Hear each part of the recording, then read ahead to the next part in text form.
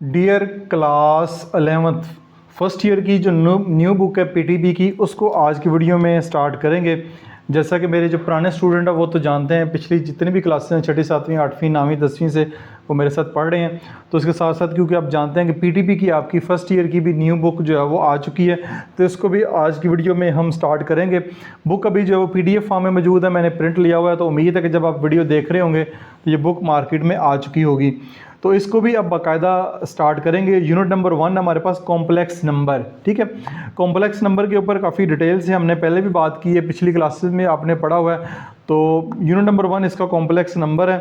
तो साथ साथ जो है वो बेसिक कॉन्सेप्ट जितने भी इस एक्सरसाइज के अंदर यूज़ होंगे वो मैं आपको बताता जाऊंगा। लेकिन जो क्वेश्चन नंबर 1 इसको सबसे पहले देखते हैं। एक्सरसाइज 1.1 का सिंप्लीफाई द फॉलोइंग, बड़ा आसान सा क्वेश्चन है, इसको देखते हैं। बाद में जो भी क्वेश्चन सॉल्व करेंगे जिसमें कोई एक्स्ट्रा अगर आपको कोई बात समझानी होगी, कोई टॉपिक बताना होगा, तो वो साथ साथ मैं एक्सप्लेन करता जाऊंगा। पहले क्वेश्चन को सबसे पहले देखते हैं। सिंप्लीफाई द फॉलोइंग, आपने इनको सिंप्लीफाई करना है। तो आइए इस क्वेश्चन को हम सॉल्व करते हैं। तो हमारे पास आयोटा 9 पहला जो पार्ट है वो है आयोटा 9 की वैल्यू फाइंड करनी है। तो आयोटा 9 की वैल्यू फाइंड करने से पहले आपको पता होना चाहिए कि आयोटा किसके बराबर होता है। आयोटा बराबर होता है -1 अंडर रूट -1, ठीक है। और इसी तरह आयोटा स्क्वायर जो है वो -1 के बराबर होता है, ठीक है। आयोटा की वैल्यू अंडर रूट -1 होती है, दोनों तरफ अगर स्क्वायर लेंगे तो हमारे पास आयोटा स्क्वायर की वैल्यू -1 आ जाएगी। ये बात आपने ख्याल रखनी है। इसको -1 दोबारा लिख लेता हूँ, ठीक है। आयोटा स्क्वायर की वैल्यू -1 जो है वो यहाँ पे यूज़ होगी, ठीक है। आयोटा की वैल्यू भी यूज़ होगी और आगे जितनी भी एक्सरसाइज है उसमें भी हम साथ साथ जो है वो आयोटा की वैल्यू यूज़ करेंगे। और जहाँ जहाँ मुझे लगेगा कि आपको कुछ एक्स्ट्रा बातें बताने ज़रूरी हैं, एक्स्ट्रा कॉन्सेप्ट देना, वो साथ साथ बताता जाऊँगा। ये बहुत आसान है। अब आयोटा 9 जो है इसको एवेलुएट करना है। तो आप जानते हैं कि आयोटा 9 की वैल्यू हमारे पास नहीं है, हमारे पास आयोटा की वैल्यू है और आयोटा स्क्वायर की वैल्यू है। तो हम ये वैल्यू हमारे पास मौजूद है, इसके मुताबिक इस क्वेश्चन को सॉल्व करते हैं। तो आयोटा 9 है तो इसको लिखा जा सकता है आयोटा स्क्वायर की पावर 4, ठीक है, मल्टीप्लाई बाय खाली आयोटा। देखें यहाँ इसको एक और स्टेप कर लें, ये भी कर सकते हैं। आयोटा 8 मल्टीप्लाई बाय आयोटा की पावर 1, ठीक है। आयोटा 8 मल्टीप्लाई बाय आयोटा की पावर 1 कर लेते हैं तो आयोटा की पावर 9 आ जाएगा। तो अब आयोटा 8 को हम लिख सकते हैं आयोटा स्क्वायर की पावर 4, ठीक है। आयोटा स्क्वायर की पावर 4, 4 2 8 हो जाता है। अब आयोटा स्क्वायर क्यों लिखा है? क्योंकि आयोटा स्क्वायर की वैल्यू हमारे पास मौजूद है, आयोटा स्क्वायर की वैल्यू मौजूद है, इसलिए हमने आयोटा स्क्वायर लिखा। तो आयोटा स्क्वायर की जगह -1 पुट करेंगे, ऊपर पावर 4 आ जाएगी, मल्टीप्लाई बाय आयोटा आ जाएगा, ठीक है। अब -1 की पावर 4, अब एक रूल है याद रखें कि बेस में अगर माइनस हो लगाओ, ऊपर पावर जो है वो इवन नंबर हो, तो जवाब हमेशा जो है वो इवन नंबर ही आता है। जैसे -1 multiply by -1 multiply by -1 multiply by -1 में 4 दफ़ा मल्टीप्लाई होना है। तो 1 1 ज़र 1 1 1 ज़र 1 1 1 ज़र 1, minus minus plus plus minus minus minus minus plus, तो प्लस का 1 जवाब आएगा, ठीक है। दोबारा बता दूं, अगर बेस में माइनस लगाओ, बेस में माइनस लगाओ और पावर अगर इवन नंबर हो तो जवाब हमेशा जो है वो पॉजिटिव आता है, ठीक है। और अगर पावर जो है वो नेगेटिव ऑड नंबर हो, पावर ऑड नंबर हो, तो जवाब के साथ हमेशा नेगेटिव साइन आएगा। जब वो क्वेश्चन आएगा तो वो भी मैं आपको बता दूंगा। मल्टीप्लाई बाय आयोटा, तो ये आपके पास आयोटा जो है वो इसका आंसर होगा। यानी आयोटा 9 को जब इसकी वैल्यू निकालेंगे, एवेलुएट करेंगे, तो आयोटा 9 आयोटा आपके पास इसका आंसर होगा। नेक्स्ट पार्ट की जानब चलते हैं। नेक्स्ट पार्ट है जी हमारे पास आयोटा 17, ठीक है। अब आयोटा 17 है, अगेन इसको हम लिख सकते हैं आयोटा 16 मल्टीप्लाई बाय आयोटा की पावर 1, ऐसे कर लें। यानी 16 + 1 17 हो जाता है। आप जानते हैं लाज एक्सपोनेंट में बेस सेम हो तो पावर ऐड हो जाती हैं। तो आयोटा 17 को हम लिख लेते हैं आयोटा 16 मल्टीप्लाई बाय आयोटा की पावर 1। अब आयोटा 16 को लिख सकते हैं आयोटा की पावर 2 और ऊपर आ जाएगा 8, क्योंकि आयोटा की पावर 2 हमारे पास इसकी वैल्यू मौजूद है। आयोटा की पावर 2 जो है वो -1 के बराबर होती है। तो आयोटा की पावर 2 ऊपर पावर 8, 8 2 16 और मल्टीप्लाई बाय ये वाला आयोटा वैसे का वैसे आ जाएगा। तो आयोटा की पावर 2 -1 की पावर 8 मल्टीप्लाई बाय आयोटा, और यह आ जाएगा -1 ऊपर पावर 8 है तो पावर इवन है, तो जवाब क्या आ जाएगा 1 मल्टीप्लाई बाय आयोटा और इसका जवाब भी खाली आयोटा ही आएगा। ठीक है, आयोटा 9 का जवाब भी आयोटा ही आया था और आयोटा 17 का जवाब भी जो है आपके पास आयोटा ही आएगा। नेक्स्ट पार्ट नंबर 3 है माइनस आयोटा की पावर 19। अब यहाँ पे माइनस आयोटा लिखा हुआ है, आप इसको लिख सकते हैं -1 आयोटा की पावर 19। ठीक है, ऐसे भी लिख सकते हैं इसको, नहीं माइनस के ऊपर भी पावर 19 है, आयोटा के ऊपर भी पावर 19 है, तो मैंने -1 लिख दिया है। ठीक है, ये आयोटा के साथ 1 लगा हुआ जो आपको नज़र नहीं आ रहा। अगले स्टेप में -1 के ऊपर 19 लगा देंगे और आयोटा के ऊपर 19 लगा देंगे। ठीक है, दोनों को अलग-अलग कर देते हैं, इसको अलग सॉल्व करते हैं, इसको अलग सॉल्व करते हैं। -1 के ऊपर 19 और आयोटा के ऊपर 19, तो -1 के ऊपर 19 अगेन देखें, आप देखें अब बेस के साथ माइनस लगा, ऊपर जो इवन ऑड नंबर है, ऊपर ऑड नंबर है, जब ऊपर ऑड नंबर होगा तो जवाब तो 1 ही आएगा, 1 की पावर 19 जवाब 1 ही आएगा, साथ माइनस भी लगेगा। ये आयोटा 19 है, इसको कर लें आयोटा 18 मल्टीप्लाई बाय आयोटा, ये -1 आयोटा 18 को कर दें आयोटा की पावर 2 की power 9 multiply by iota, -1 iota की पावर 2 -1 की पावर 9 मल्टीप्लाई बाय आयोटा, -1 की पावर 9 जवाब क्या आएगा, -1 ही आएगा।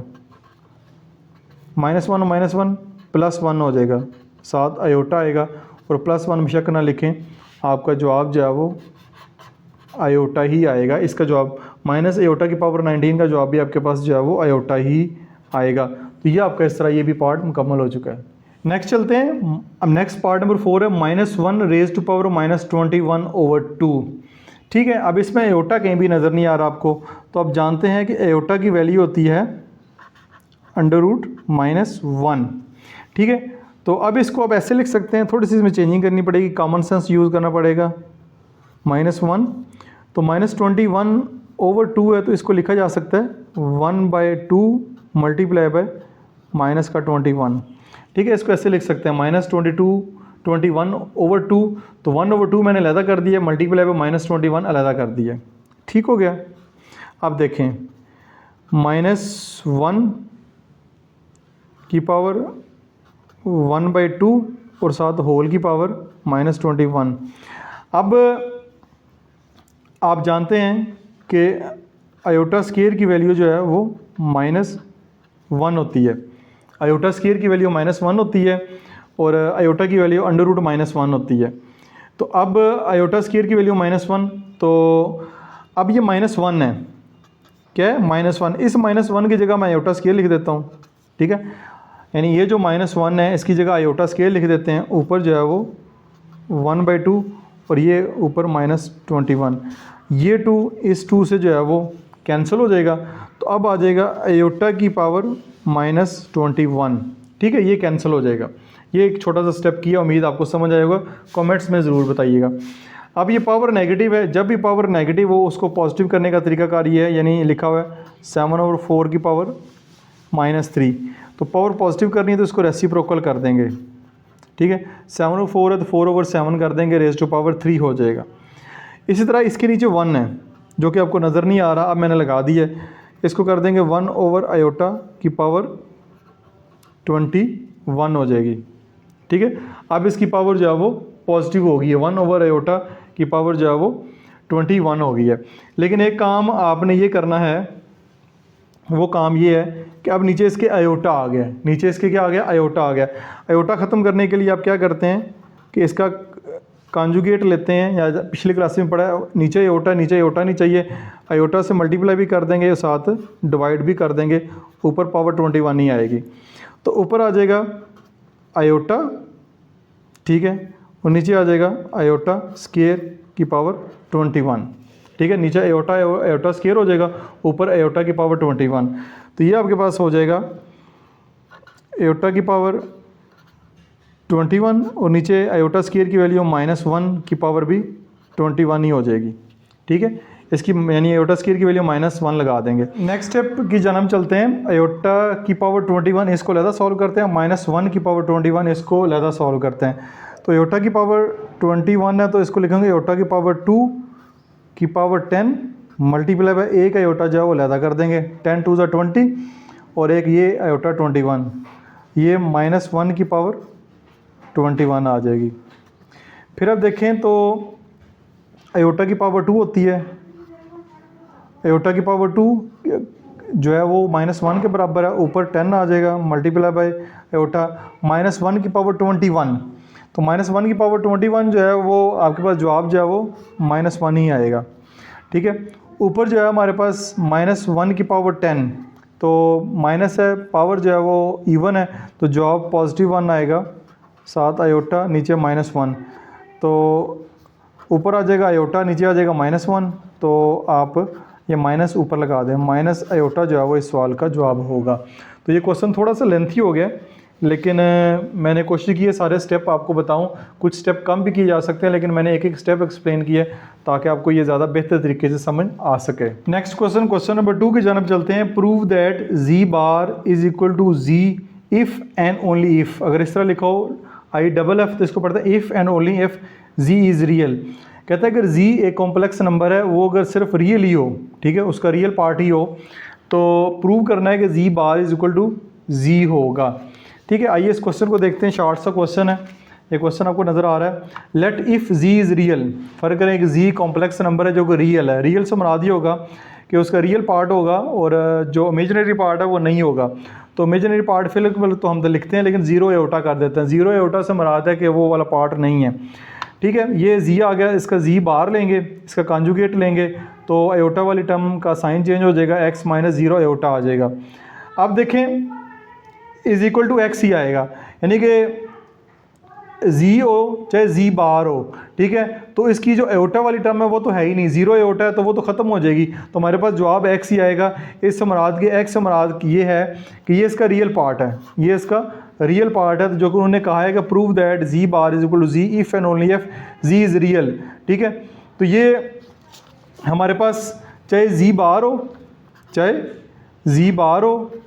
जी हो, दोनों का जवाब जो है वो x ही आता है, दोनों का जवाब वो जो है वो x ही आता है अगर जी जो है वो रियल हो, ठीक है। ये +0 आयोटा -0 आयोटा ये तो ख़त्म हो जाते हैं, तो ये हमारे पास x ही आता है। तो ये प्रूव हो गया जी इज़ इक्वल टू जी बार, ठीक है। ये हमारे पास प्रूव हो गया, ये प्रूव करना था।